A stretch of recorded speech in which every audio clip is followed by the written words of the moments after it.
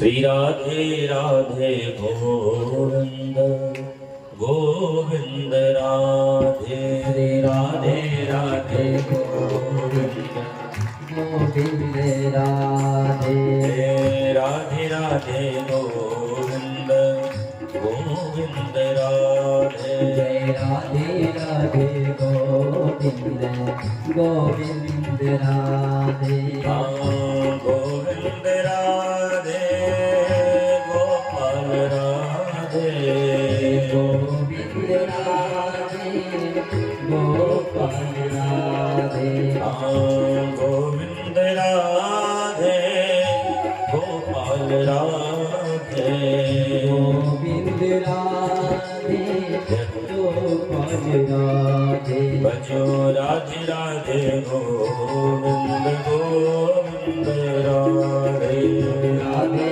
राधे गोविंद गोविंद राधे जय राधे राधे गोविंद गोविंद राधे राधे राधे गोविंद गोविंद हरि बोल। राधे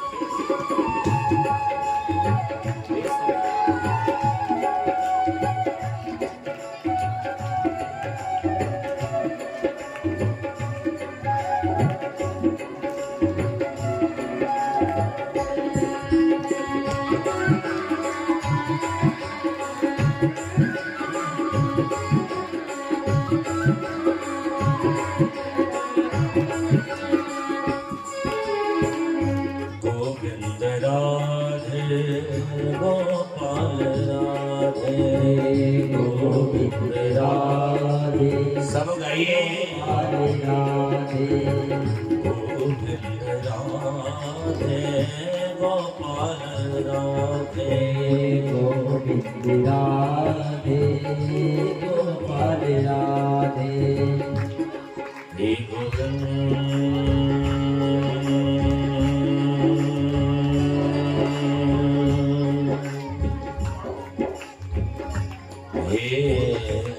हे गोपाल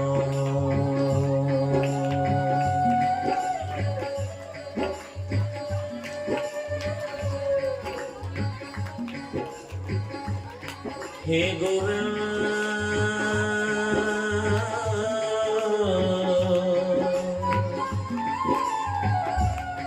हे गोपाल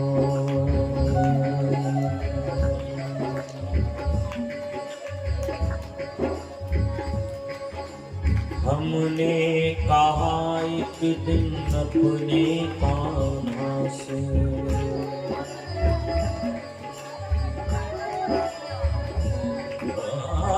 हमने कहा एक दिन अपने कान्हा से कभी मेरी भी टेर सुना तुम करो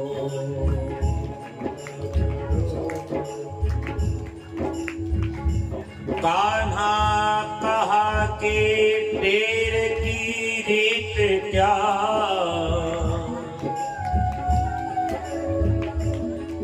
अभियंतर मन से निहारा करो साधन किए क्या जो तुमको मैं देखूं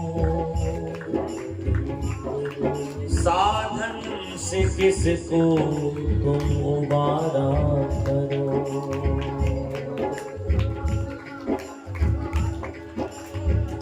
बिरह की तुम बिरह न सुनो बिरही वेद सुनाइए क्यों ये सुरीली तेरी बांसुरिया मन ही है मोही नचाए क्यों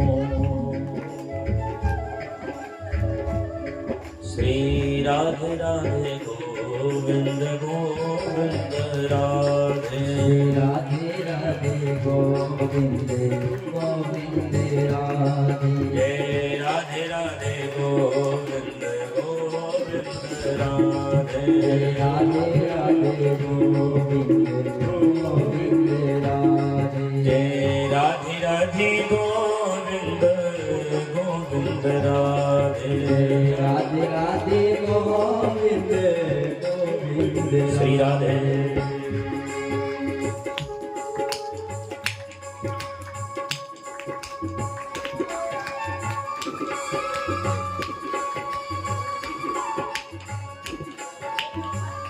हरि बोल।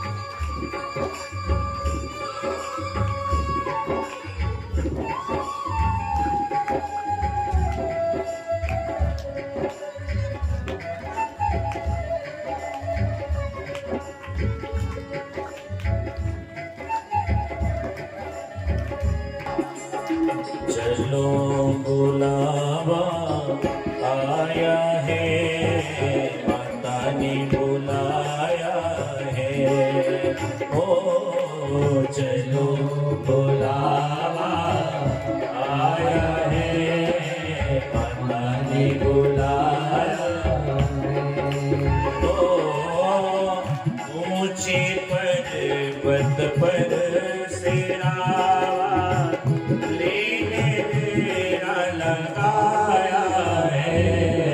चलो बुलावा आया है, माता ने बुलाया है। चलो बुलावा आया है, माता ने बुलाया है। चलो बुलावा आया है, माता ने बुलाया है। जय माता दी जय माता दी जय माता दी जय माता जय माता दी जय माता दी जय माता दी जय माता दी जय माता दी जय माता जय माता दी जय माता दी जय माता दी जय माता दी।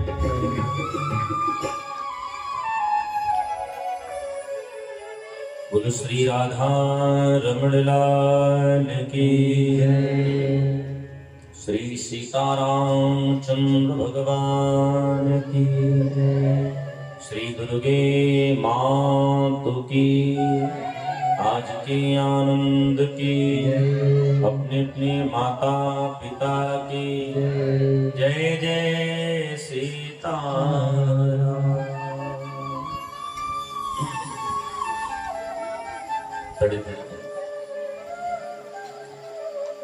विनिंदित पीताम्बरधारी भगवान श्री सीताराम जी महाराज श्रीवधाम के श्री मौर्य संत समाज के आभूषण, हमारे जीवन दाता प्राणदाता परम पूज्यपाद प्रातः स्मरणीय नित्य वंदनीय परम श्रद्धेय श्री सद्गुरुदेव भगवान के लाडले कथा के परम ऋषिया श्री हनुमान जी महाराज जी के श्री चरणों में कोटि कोटि प्रणाम। मानस के प्रथम रचयिता भगवान भूत भावन भोलेनाथ जी के चरणों में कोटि कोटि प्रणाम। बाबा पूज्यपाद श्री गोस्वामी तुलसीदास जी महाराज जी के चरणों में प्रणाम। सन्मुख विराजमान समस्त श्रोता समाज के हृदय में स्थापित प्रभु भगवान श्री सीताराम जी के चरणों में कोटि कोटि प्रणाम। हम सभी बड़े ही बड़भागी हैं, परम सौभाग्यशाली हैं। एक साथ बैठ करके हम सभी भगवान की मंगल चर्चा को श्रवण करते हैं। साधक ने कहा कि मजा नर जन्म लेने का तो भजोरे मन राम वैदे। अगर मानव जीवन का असली अगर मजा लेना है तो भगवान के चरणों में अनुराग करना है। जब तक भगवान के चरणों में जीव का अनुराग होगा नहीं, तब तक जीव का जीवन सफल होने वाला है। कि ठाकुर जी को अगर हम धन संपत्ति से खरीदना चाहें तो ठाकुर जी ही दुनिया के लक्ष्मीपति हैं, तो फिर उनको कौन खरीद पाएगा। भगवान के पास सब कुछ है। जैसे प्रत्येक जीव किसी न किसी वजह से अधूरा रहता है, तो परमात्मा भी एक वस्तु से अधूरे है। ऐसा दुनिया में कोई व्यक्ति नहीं है जो हर परिपूर्ण रूप से परिपूर्ण हो। जीवन में कोई ना कोई अधूरापन अवश्य होगा। तो ठाकुर जी के भी जीवन में एक अधूरा है। क्या बोले? ठाकुर जी के पास सब कुछ है, पर भगवान के पास मन नहीं है। और इसीलिए भगवान जगह जगह मन ही भूलते हैं कि निर्मल मन जन सो मोहि पावा। निर्मल मन जन सो मोहि पावा। निर्मल मन जन सो मोहि पावा। निर्मल मन जन सो मोहि पावा। मोहि कपट छल छिद्र न भावा। मोहि कपट छल छिद्र न भावा। मोहि कपट छल छिद्र न भावा। मोहि कपट छल छिद्र न भावा। निर्मल मन जन सो मोहि पावा। निर्मल मन जन सो मोहि पावा।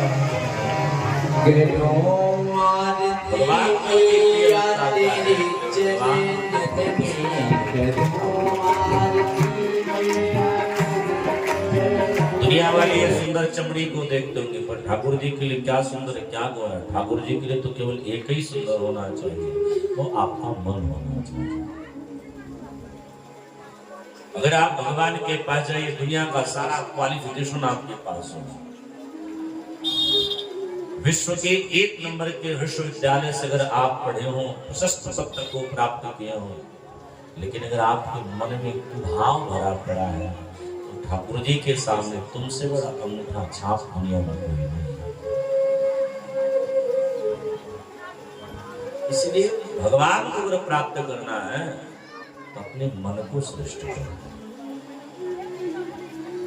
अच्छा देखो भैया, कर्माबाई के पास क्या था? कर्माबाई के पास कछु नहीं था, पर कर्माबाई के पास सुंदर मन था।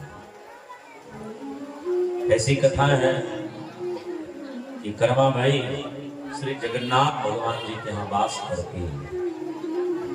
सब जोड़ से बोलिए, श्री जगन्नाथ भगवान की। कर्माबाई श्री जगन्नाथ भगवान के यहाँ वास करती हैं, और जैसे सुबह सोकर उठती थी तो कौन नहाए कौन धोए, बिना स्नान की ही खिचड़ी बनाती थी और भगवान को भोग लगाती थी। श्री जगन्नाथ भगवान कर्माबाई की खिचड़ी बड़ी मस्ती से खाते थे। यह वाक्य जब ब्राह्मणों को पता चली तो ब्राह्मणों ने जाकर के कर्मा को समझाया, अरे माई, तेरे घर भगवान जगन्नाथ जी अगर खिचड़ी पाते हैं तो तू एक काम करियो। बोले माई, तू कम से कम नहा के भोजन बना, पवित्रता के साथ थोड़ी भगवान को प्रसाद बना। कर्मा पवित्रता के साथ प्रसाद बनाने लगी तो दोपहर हो गया। और ठाकुर जी को आदत थी सुबह के 5 बजे कर्मा की खिचड़ी खाने की, अब तो 12 बजे तक लटके रह गए। भगवान नाराज हो गए। ठाकुर जी ने ब्राह्मणों को कस के डांटा। जगन्नाथ भगवान कहते हैं कि तुम सबको शुद्धता अशुद्धता का शरीर से मतलब है। अरे हम तो जिसका मन पवित्र होता है वो शरीर से कितना भी गंदा क्यों ना हो, हम तो उसके द्वार में ही चले रहते हैं।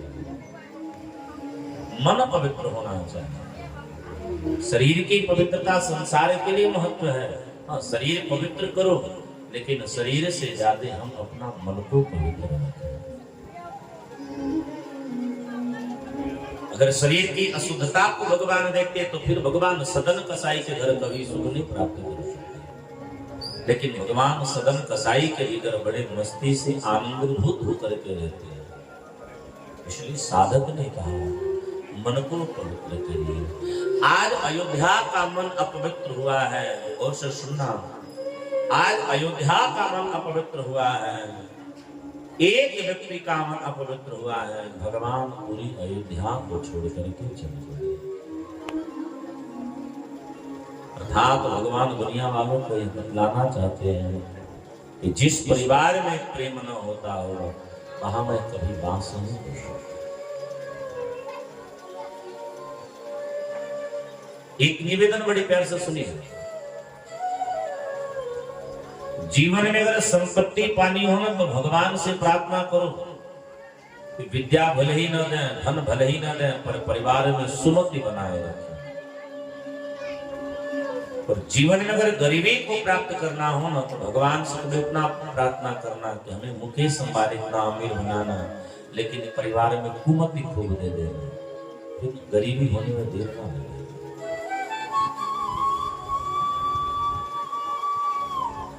हमारे महाराज जी कथा करते हैं, किसी नगर में एक बहुत बड़ा सेठ है। एक बार सेठ सो रहा था तो रात्रि में सेठ ने स्वप्न देखा, उसके घर में से एक खूब सुंदर स्त्री जो 16 प्रकार के श्रृंगार करती है, वो श्रृंगार करके उसके घर से बाहर निकल रही है। सेठ ने स्वप्न वाली स्त्री से कहा, देवी आप कौन हो? सब ध्यान से सुनिए। सेठ ने स्वप्न वाली स्त्री से कहा, देवी आप कौन हो? उन्होंने कहा, मैं तेरे घर की लक्ष्मी देवी हूं। कहाँ जा रही हूँ? बोले मैं जा रही हूँ। सेठ ने कहा, आप चले जाओगे तो मैं रहूंगा कैसे? तो लक्ष्मी जी ने कहा कि एक बात बताओ, कभी सूर्य को डूबते से कोई बचा पाता? अरे मैं जिस किसी के घर आती हूँ एक न एक दिन चली ही जाती है। सेठ ने कहा, मैया आप मत जाओ, तेरे बिना मेरी कोई पहचान नहीं। सेठ स्वप्न में गिड़गिड़ाने लगा। लक्ष्मी देवी ने तब कहा, है काम करो, मैं पुनः तेरे सपने में कल आऊंगी, पर तुम मुझसे कोई एक वरदान मांग लेना, मैं तेरी वरदान पूरी करके चली जाऊंगी। सेठ ने कहा ठीक है। सुबह जब सो करके उठा एकदम मायूस, 4 बच्चे हैं, 4 बहुएं हैं। बच्चों ने कहा, पिताश्री क्या बात है? सेठ ने सारी बात बताई। सेठ ने कहा, आज मेरे सपने में लक्ष्मी देवी आई है, लक्ष्मी अब मेरे घर से जा रही है। अब तो बच्चे भी झगड़ा गए, लेकिन एक बात है, लक्ष्मी देवी ने कहा कि कोई एक वरदान मांगो। अब तुम ही सबको तो आगे जीवन जीना है, तो तुम सब बताओ कि मैं वरदान क्या मांगूं, जो मुझे अच्छा लगेगा मैं मांग लूंगा। बड़े बेटे ने कहा, पिताश्री 25-50 फैक्ट्री मांग लीजिए, लक्ष्मी जी चली जाएंगे, पुनः आ जाएंगे।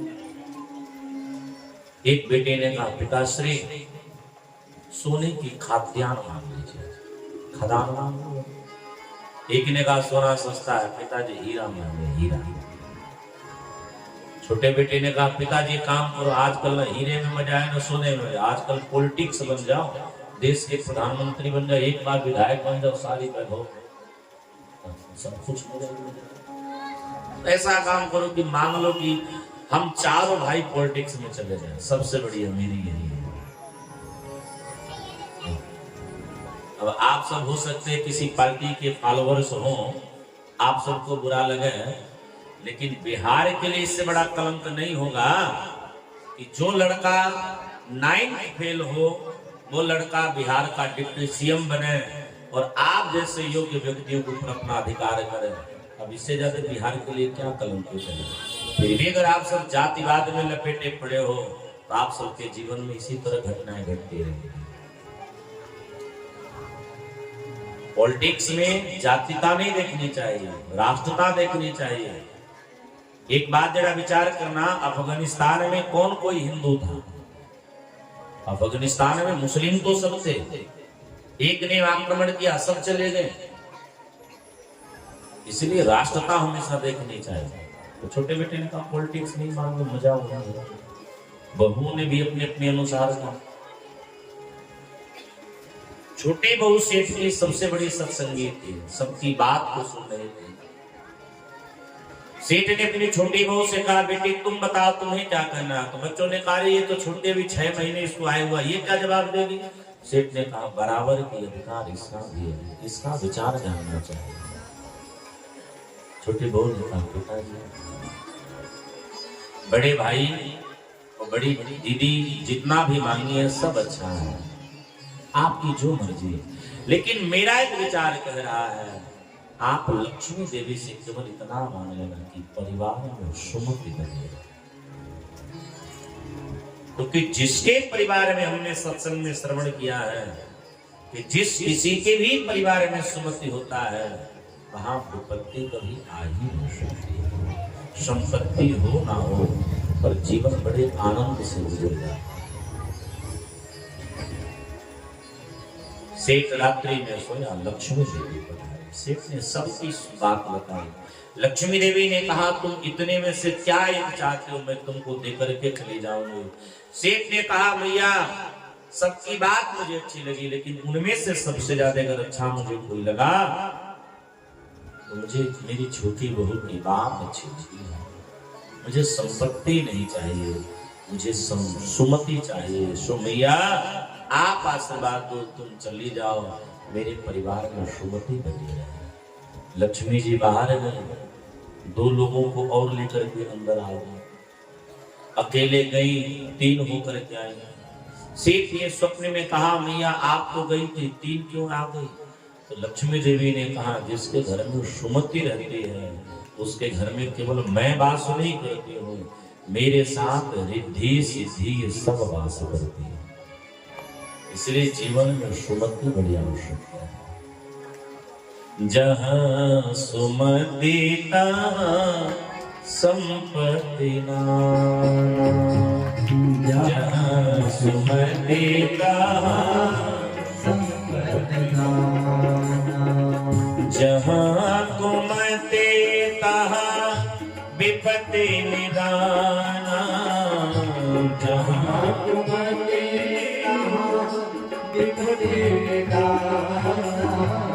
जहाँ सुमति तहाँ संपत्ति नाना, जहाँ सुमति तहाँ संपत्ति नाना। आज अयोध्या में कुमति ने प्रवेश किया है तो अयोध्या के लाडले राम जी अयोध्या को छोड़ चले हैं। अच्छा विचार करना, कैकेयी के लिए दुर्भाग्य का विषय है। बड़ा पुत्र साथ छोड़ करके चला, पति के सामने ढीठ करके बैठी थी, पति ने प्राण त्याग दिया। पति की भी दृष्टि से अयोध्यावासी जो कैकेयी का सम्मान करते थे वे अयोध्या वासियों की नजर में कैकेयी कलंकिनी बन करके बैठी थी। इतने ही नहीं, जिस अपने पुत्र के लिए कैकेयी ने अयोध्या का सिंहासन मांगा है आज वह पुत्र भी मैया को छोड़ दिया है। हरे समाज में वह पुत्र कह चुका इस कलंकिनी के गर्भ से उत्पन्न होने से अच्छा था मैं गर्भ में ही मर गया। इसकी कोख में ही कलंक लगा। जब एक बेटा एक माँ के कोख पर जब प्रश्नवाचक चिन्ह लगाता है तो वो माँ को भी सबसे बड़ी कलंक का विषय होता है।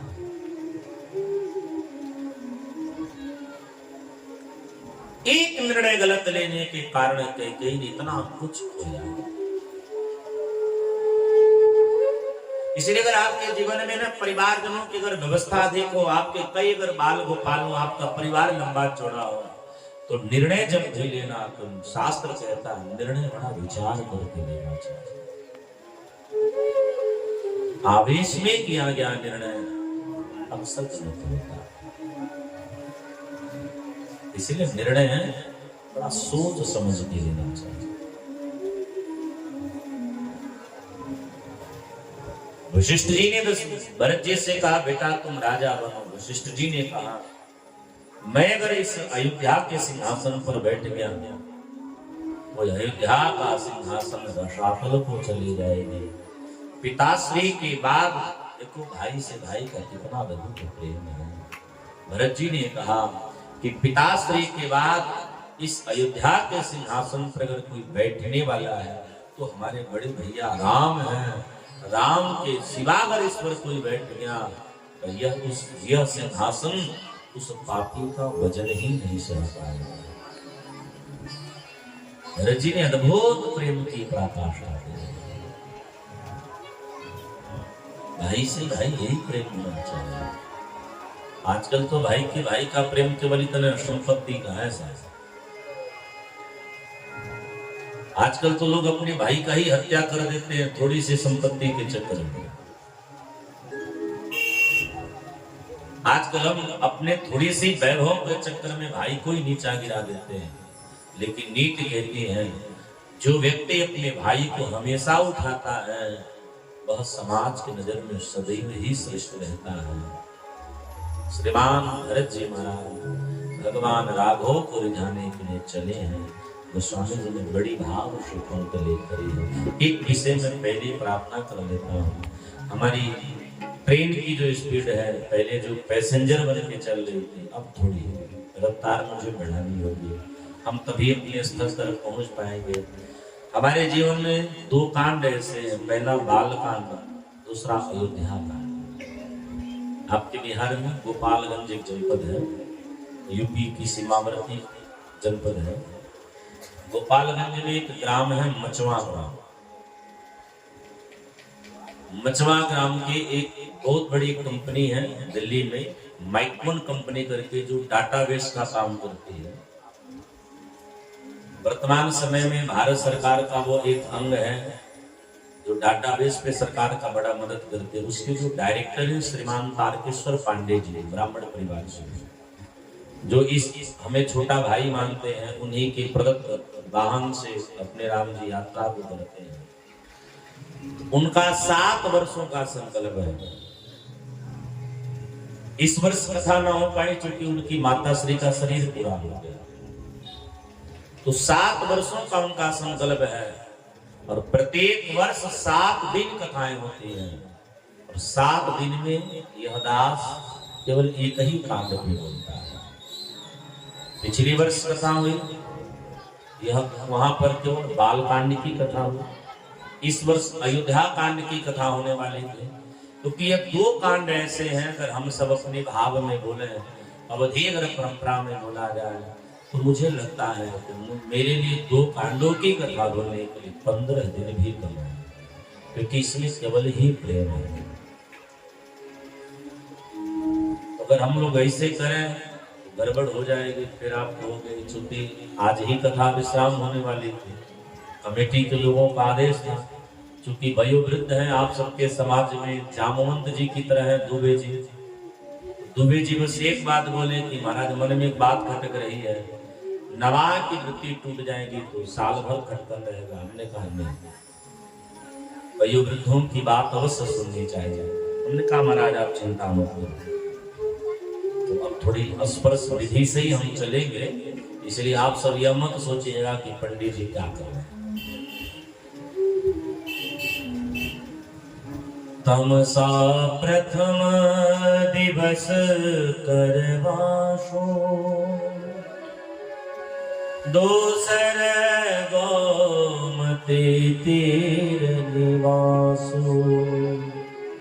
भरत जी जब अपनी यात्रा को आरंभ करते हैं, हमने कल निवेदन किया था कि भरत जी अपनी यात्रा आरंभ करते हैं क्या राम रिझाने की यात्रा। तो मार्ग में भरत जी महाराज 2 जगह रुके। पहला जहां राम जी रुके, देखो यात्रा भी कितनी प्यारी है। भरत जी वहां रुके हैं जहां जहां राम जी रुके हैं। तो पहले अपनी रात्रि कहां विश्राम करी है, बोले तमसा के तट। गजब की बात है, भूमि पर सोते हैं, वो भी कोई चद्दर भी नहीं डालते हैं, भूमि पर वैसे ही सोते हैं। दूसरी आगे बढ़े हैं तो प्रयागराज के बीच में एक नदी पड़ती है, तमसा और प्रयागराज के बीच में जिसे गोमती कहा जाता है। श्रीमान भरत जी महाराज गोमती तट पर विश्राम करते आगे बढ़े हैं। निषाद रात को जब पता चला है कि भरत जी आ रहे हैं, तो निषाद रात यद्यपि राम जी का परम मित्र है, तो निषाद रात ने मन में विचार किया, देखो ऐसे किसी व्यक्ति के बारे में अगर सोचना हो कि उसका क्या स्वभाव है, तो सबसे पहले उसके आहार का विचार करना चाहिए। शास्त्र कहता है कि आहार आपका सब कुछ वर्णन कर देता है। आप दुनिया में कितनों भी कहो कि हमसे बड़ा कोई दयावान नहीं है, मैं बड़ा दयावान हूं, और तुम शाम को मांस पका के खाते हो, तो तुमसे बड़ा निर्दयी कोई नहीं। अगर दया होती तो तुम मांस खाते नहीं। भरत जी की परीक्षा लेने हेतु निषाद राज ने 3 प्रकार का आहार दिया है। 3 पत्तल पर भरत जी के सामने 3 प्रकार का आहार रखा। ऐसा आहार रखा, बोले पहला आहार रखा है कंद और मूल, ये फल रखे हैं। दूसरा आहार रखा है हिरण का मांस, और तीसरा आहार रखा है मछली। ये तीनों अलग अलग पत्तल में भरत जी के सामने रखा है। तो भरत जी जो पाएंगे, अगर कंदमूल फल पाएंगे तो साबुता मानेंगे, अगर हिरण का मांस खाते हैं तो हम विचार कर लेंगे भरत जी कपटी हैं, अगर मछली खाते हैं तो हम विचार कर लेंगे कि भरत जी महाराज राम जी का वध करने जा रहे हैं सैनिकों को लेकर के, तो हम भरत जी को राम जी के सामने पहुंचने ही नहीं देंगे। लेकिन भरत जी ने तीनों को प्रणाम किया है, जल पान करके निषाद राज को गले से लगाया है।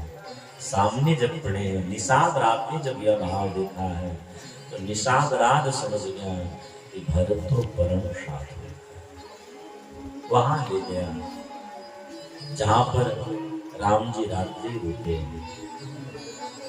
भरत जी ऐसे भूमि पर लेटे, जो पुआल बिछा करके राम जी शयन किए थे ना, भरत जी उस पुआल को पकड़ करके रो रहे हैं, हे निषाद। आज निषाद को भरत जी महाराज भैया कह रहे हैं। निषाद ने कहा आप तो महाराज हो, भरत जी ने कहा नाना तुम मेरे प्रभु के मित्र हो, इसलिए तुम भी मेरे लिए प्रभु के ही समान। अहम हरे तब पादैक बिंदम दासानुदासो भवितास्म भूयः मनः स्मरेता शुपते गुणास्ते गृणीत वाक् कर्म करोतु कायः। साधना की सबसे बड़ी बात क्या है? एक साधक अपने आप को कभी स्वामी समझता ही नहीं है। जब एक साधक अपने आप को स्वामी समझने लगे तो समझना वो शून्य है। साधक की सबसे बड़ी पहचान क्या है कि साधक कभी अपने आप को स्वामी समझे ही नहीं। क्या भाव होना चाहिए? दासानुदासो भवितास्म भूयः। साधक का ये लक्षण होना चाहिए कि वो अपने आप को सबका दास माने। भरत जी ने कहा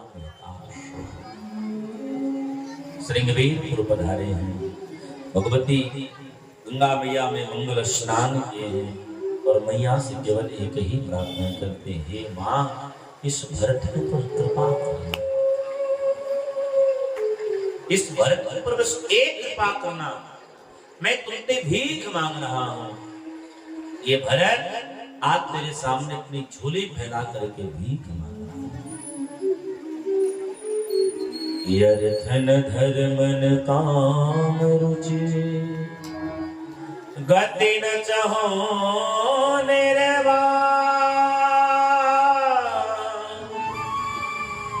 जन्म जनमर्ति राम पद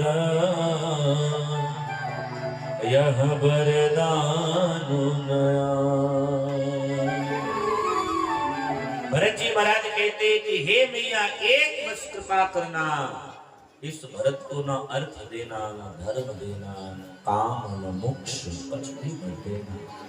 ये भरत मोक्ष ही नहीं चाहता है, बस अगर तू प्रसन्न है तो इतनी आशीर्वाद देना।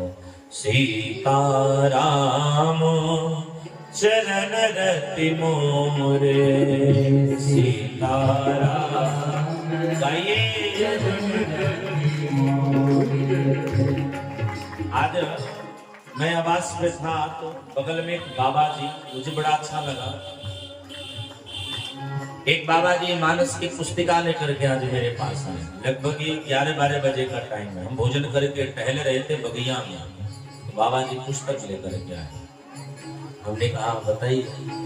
बोले महाराज कल आप 8 चौपाई गाए थे, हम लोग मानस का पाठ बहुत दिन से कर रहे हैं पर 8 चौपाइयों पर ध्यान नहीं गया। वो कौन चौपाई है जिसको हम भी पाठ करना चाह रहे हैं? हमने कहा तुरंत लाइए बता। बाबा जी प्रसन्न होकर के गए। आप सबको अगर भगवान से भक्ति चाहिए, भगवान के प्रति अगर प्रेम चाहिए तो प्रेम पाने की सबसे बड़ी चौपाई है, इसको नित्य गाइए। सीताराम चरण रति मोरे, सीताराम